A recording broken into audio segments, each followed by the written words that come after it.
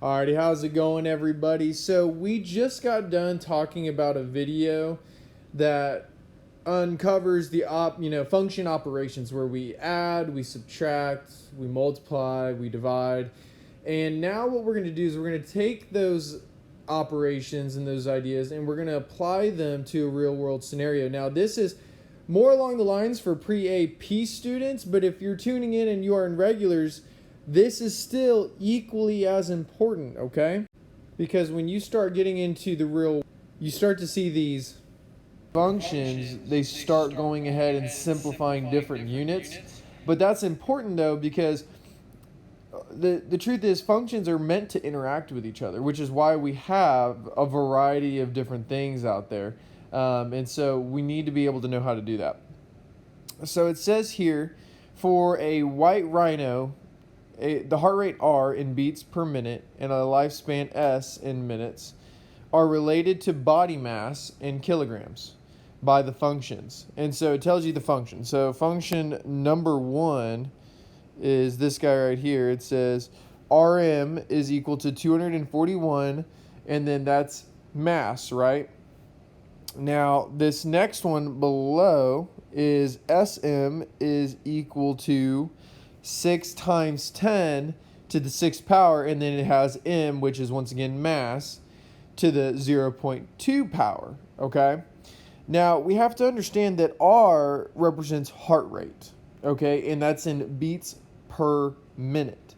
And the lifespan S in minutes. So if I were to kind of realistically write these out, and remember how I was talking about units being a factor, this R, okay, composing of M, its units are beats per, and then I guess for minute I'll put MIN so there's no confusing the mass, okay? And that's equal to the 241 and then the mass negative 0.25, okay? Now the SM, that's equal to just minutes, okay? It only has a unit of minutes, and that's equal to 6 times 10 to the 6th power M 0.2, okay?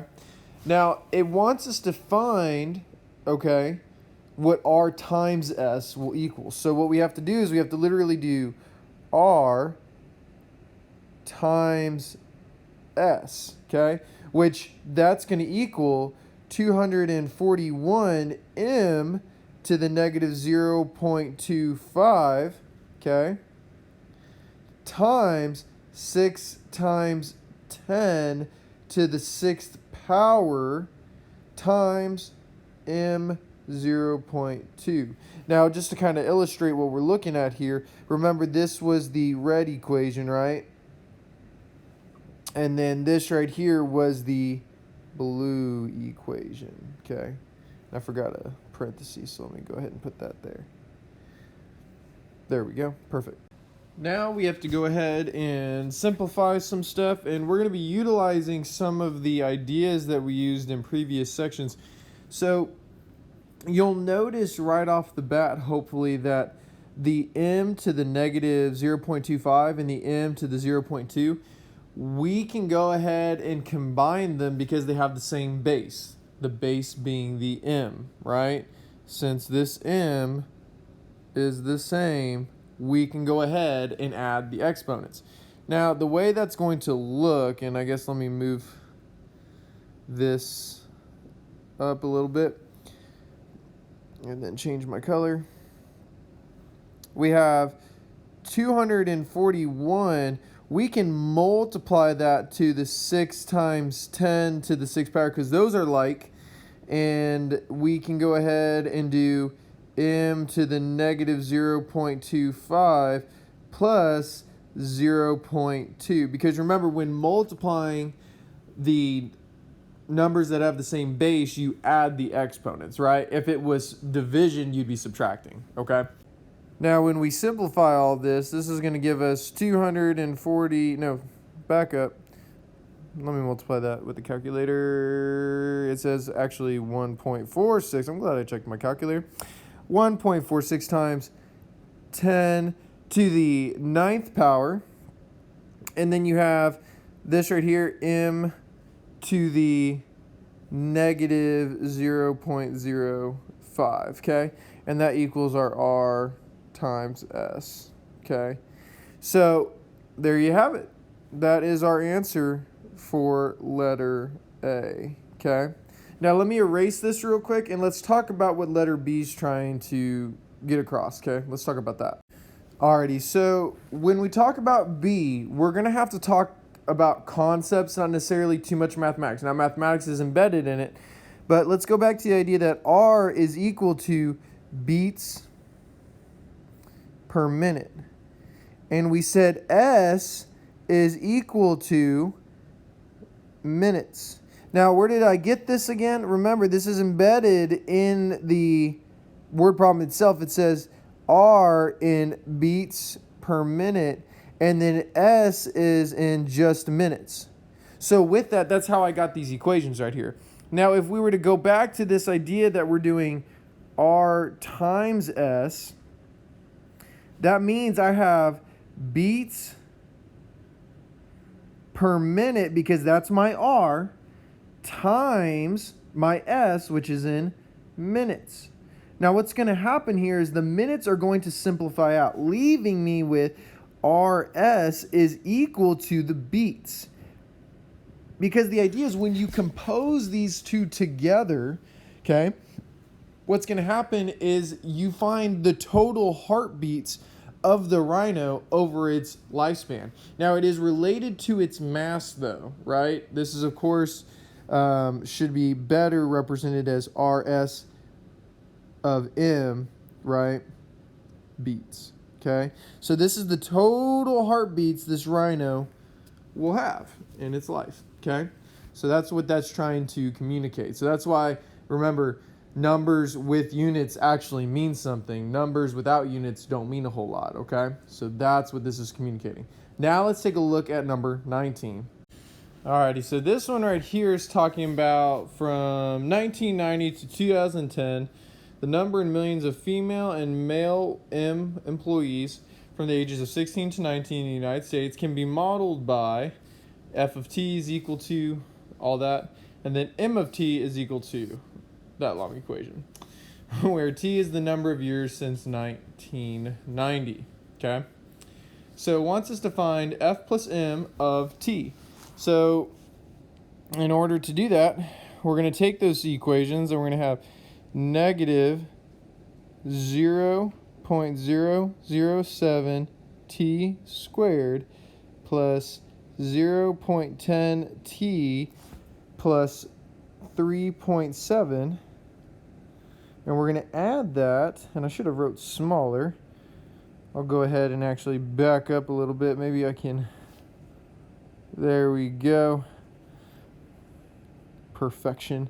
And then I've got 0.001 or 0.1 T cubed minus 0.009 T squared plus 0.11 T and then plus 3.7, okay?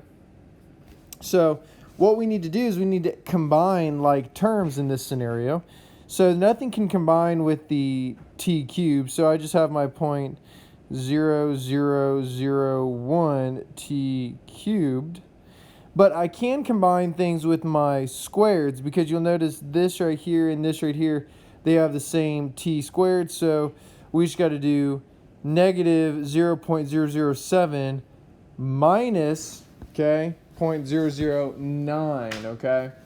And so let me get out my handy dandy calculator. So I've got negative 0.007 minus 0.009, and that's going to give me negative 0.016. So we have minus, oh, that is my highlighter,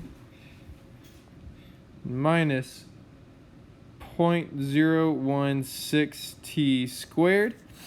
And then we have another like term. We've got 0.10 T and then 0.11 T. So in this scenario right here,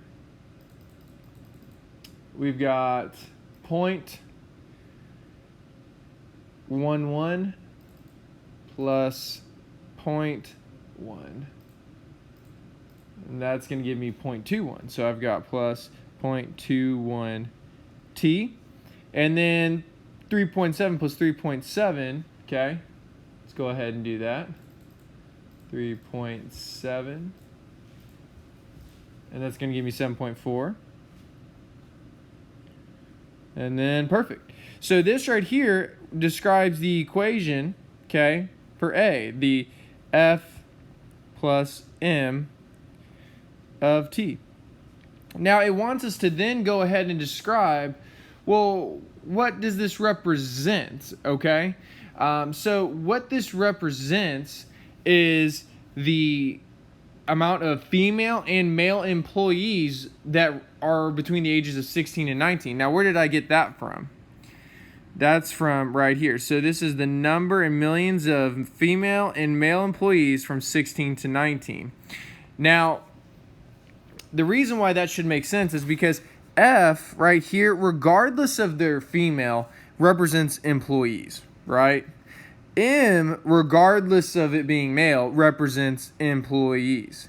So the truth of the matter is, we can say that this represents the same unit, right? So we can add like units together. So female employees plus male employees, it's still employees. So we can add them together, no problem.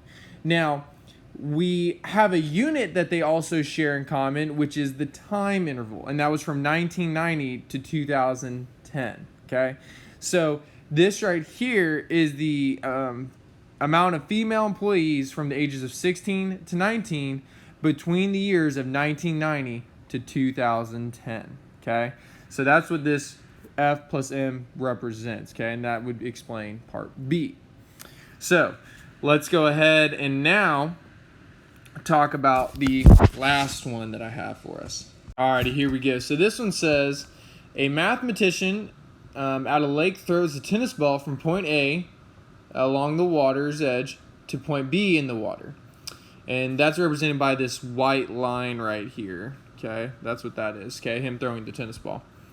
His dog Elvis first runs along the beach from point A to point D. So if we were to look at this, you know, he's saying his dog ran from A all the way to point D, okay? Now, I got to be kind of careful. I didn't want it to go too far past. I might, better yet, not highlight, but I'll just use this. So you went all the way to from A to D, right there. Now, it says then he swims to fetch the ball at point B. So then he picks up his chase of the ball from point D to point B, okay? So looking at this, they want us to figure out Elvis runs at a speed of 6.4 meters per second, right? A function R in terms of X that represents the time he spends running from point A to point D. Elvis swims at a speed of about 0.9 meters per second. Write a function S in terms of X that represents the time he spends swimming from D to B. Alrighty, now this is a fun one. Okay, this sounds like fun. Okay, so let's think about it. Well, if I were to be performing this problem, I'm pretty sure I'm wanting to figure out the total amount of time. So I'm under the impression that they're wanting us to add the time up together. Now, this was similar to what we did in previous problems where, and I'll even do it like this. So the amount of time Elvis was running and the amount of time Elvis was swimming. So this would basically be, we're trying to create an equation that's E plus R, or ER plus ES, there we go. And then this is composed of X because they want it to be in terms of X, okay? So that's what we're eventually trying to get to. Now, the problem is we don't know what ER or what ES is. Typically, we were given those, kind of like in the population one, but we're not given those right here. Now, just be aware though, these represent time though, okay? Because we want to find something that says how much time he spends swimming, okay? And how much time he spends running, okay? And where did I get those ideas? I got those ideas from right here. So here's the part where it says, in terms of X, he spends swimming. And then the other part where it says the time he spends from A to D running. Okay, so that's what I'm trying to figure out. That's why I called these time. Okay, now looking at this, let's start with the running part. So if I'm trying to figure this out, we were told that 6.4 meters per second, that's how fast he runs, okay, on average. Well, you have to know some physics to probably answer this one. And the truth is, velocity is equal to distance divided by time, which is why when you are driving in a car, you say 80 miles per hour. That means you're traveling a distance of 80 miles in 1 hour. Okay, hopefully that kind of gives you some insight to your car. So here in this scenario, this dog is traveling 6.4 meters per second. That's actually pretty fast, okay? That's pretty good. So every second he travels 6.4 meters. Well, thinking about this, the distance that he's traveling, okay, is the total distance, you'll notice here, it looks like from this picture, is 20 meters. Now, he doesn't run the full 20 meters because he stops, if you'll notice, right here at this point right here at D. He stops at D. So that means that the distance that he's traveling is actually 20 minus X, because I don't know what that X portion is. I just know that he didn't run the full 20. And we can't assume that picture's drawn to scale and be like, oh, X it looks like 1. No, we can't assume that because we don't know if it was drawn to scale. Divided by, now I don't know the time because that's what we're trying to figure out, but I do know he is able to do this in 6.4 meters per second. So with that being said, if I want to know the time, then I can go ahead and do some multiplication here. So I can multiply by time on both sides. I can do 6.4t is equal to 20 minus x, but then I can divide by 6.4. And so t is equal to 20 minus x divided by 6.4. And that ends up working out just nice. So this right here represents my time for ER, okay? So let me go ahead, I'm gonna erase and clean this up a little bit. There we go. So ER is equal to 20 minus x divided by 6.4. Now, I gotta figure out what ES is. And ES, this looks like a triangle he's swimming on. He's swimming on the hypotenuse. Now, the reason why I'm saying that is because it has that dashed line, and then it's got this right angle that it's demonstrating. So we know that this is x, and we know that this is 12. So if I want to figure out what this c distance is, we got to utilize the a squared plus b squared is equal to c squared Pythagorean's theorem. Now, looking at this right here, my a squared, that's my x squared. My b squared is 12 squared, and that's equal to c squared. So looking at this right here, to figure out that green section, green section is my c squared, okay? So this little green part right here, that's the same thing. So I have to go ahead and solve it. Well, I mean, all I gotta do is take the square root on both sides, right? Or better yet, we could use the 1 over 2 because that will be the reciprocal, okay? And so I've got to do this over here to the 1/2. So I've got c is equal to, and I can just do this, x squared plus 12 squared, okay? So that right here is distance, okay? Now that's important because when we go to talk about it, remember, velocity, that was equal to distance divided by time. And we're going to have to continue to utilize that idea. So the distance was c. So this was c, okay? But we know what c is. Now the velocity, we can pull that out of the problem because the velocity was 0.9 meters per second. So I've got 0.9 is equal to the square root of x squared plus 12 squared over t. Now I'm going to use the same type of math to go ahead and solve for t. And when you do that, you'll get t is equal to the square root of x squared plus 12 squared. And then, oh, let me back up. There we go. And then divided by 0.9. So this right here is what we actually want for terms of time, right? Because that equals ES. So let me go ahead and clean this up. So ES is equal to the square root of x squared plus 12 squared over 0.9. So then if I wanted to go ahead and figure, so this answer is A, okay? So this is the equation or the function that represents him running in red, and then ES is the swimming, and that represents the function for that amount of time. Now it says for B, write a function in terms of X that represents the total time. So that's kind of going to that idea that I was communicating in black up here, the ER plus ES. So if I were to do that, and then let me use a different color because I've already used blue. ER plus ES of X is equal to 20 minus X over 6.4 plus the square root of X squared plus 12 squared over 0.9. So this right here represents the equation of ER plus ES. Now, in theory, yes, you could add this together, but I do not want to add this together. I will leave that to you because, I mean, we've already done adding and subtracting rational functions.